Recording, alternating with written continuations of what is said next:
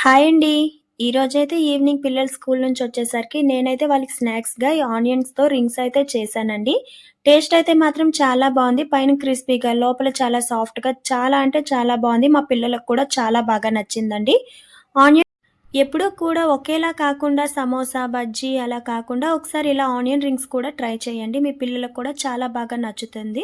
ముందుగా ఆనియన్స్ అనేది ఇలా రింగ్స్‌లా కట్ చేసి పక్కన పెట్టుకోవాలండి. ఒక బౌల్ తీసుకొని 1 కప్ మైదా అండ్ టేస్ట్‌కి తగినంత సాల్ట్, కొంచెం చిల్లీ పౌడర్ యాడ్ చేసి కొద్ది కొద్దిగా వాటర్ పోసుకుంటూ ఎక్కడ ఉండలు లేకుండా కొంచెం థిక్‌గా పేస్ట్‌లా మనం కలిపి పక్కన పెట్టుకోవాలి. ఇప్పుడు బ్రెడ్ ఉంది కదండీ! బ్రెడ్ అనేది నేను మిక్సీలో వేసుకొని బ్రెడ్ క్రమ్స్ అయితే చేసుకున్నాను. చూడండి ఇలా అయితే చేసి పక్కన పెట్టుకోవాలి. ఇప్పుడు ఒక్కొక్క ఆనియన్ రింగ్ అనేది మనం ముందుగా కలిపి పెట్టుకున్న మైదా పిండి ఉంది కదా! అందులో డిప్ చేసుకోవాలండి. డిప్ చేసుకొని ఇప్పుడు బ్రెడ్ క్రమ్స్ ఉన్నాయి కదా! అందులో వేసుకొని బ్రెడ్ క్రమ్స్ మొత్తం ఆనియన్ రింగ్స్‌కి పట్టేలా మనం ప్రెస్ చేసుకోవాలి.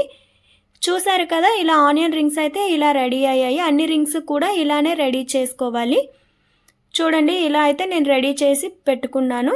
ఇప్పుడు డీప్ ఫ్రైకి సరిపడా ఆయిల్ పెట్టుకోవాలి. స్టవ్ ఆన్ చేసుకొని ఆయిల్ పెట్టుకొని ఆయిల్ వేడయ్యాక ఒక్కొక్క రింగ్స్ వేసుకొని మీడియం ఫ్లేమ్‌లో ఫ్రై చేసుకోవాలండి.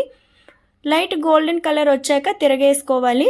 చూసారు కదా ఆనియన్ రింగ్స్ అనేవి ఎంత బాగున్నాయి కలర్‌ఫుల్‌గా. ఇప్పుడు గోల్డెన్ కలర్ వచ్చాక రింగ్స్ తీసి మనం ప్లేట్‌లో ఏమో టిష్యూ వేసుకొని ఆనియన్ రింగ్స్ వేసుకోవాలండి. అప్పుడు ఈ రింగ్స్‌కుండే ఆయిల్ అంతా టిష్యూ పేపర్ అబ్జర్వ్ చేసుకుంటది.